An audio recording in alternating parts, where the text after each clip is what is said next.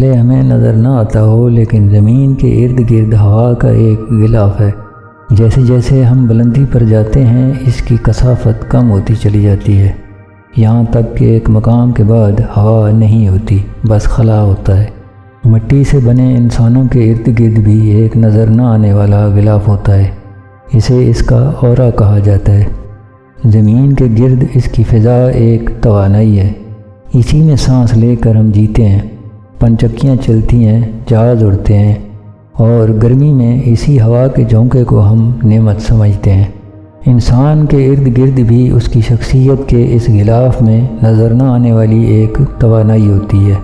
اس میں منفی توانائی بھی ہوتی ہے اور مثبت بھی۔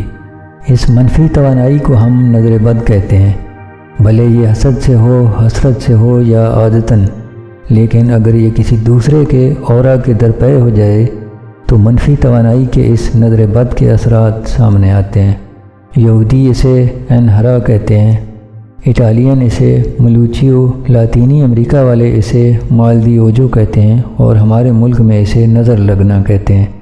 ہر قدیم تہذیب میں اس کا ذکر ہے۔ یونان میں آج بھی بچے کو پہلی بار دیکھتے ہوئے یا نئے شادی شدہ جوڑے پر تھوکنے کی یعنی تھو تھو کی آواز نکالتے ہیں۔ اٹلی میں زیتون کا تیل سر کے اوپر سے گھما کر پانی میں ڈالا جاتا ہے۔ تیل پانی میں حل نہیں ہوتا، لیکن اگر حل ہو گیا تو اس کا مطلب کہ نظر بد تھی جو ختم ہو گئی۔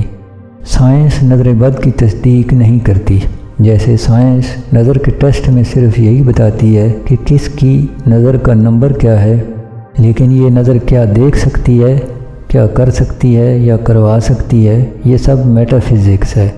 نظر کی اس میٹا فزکس کو دنیا کی ہر تہذیب، ہر تمدن نے اپنے اپنے انداز میں ہر دور میں تسلیم کیا ہے۔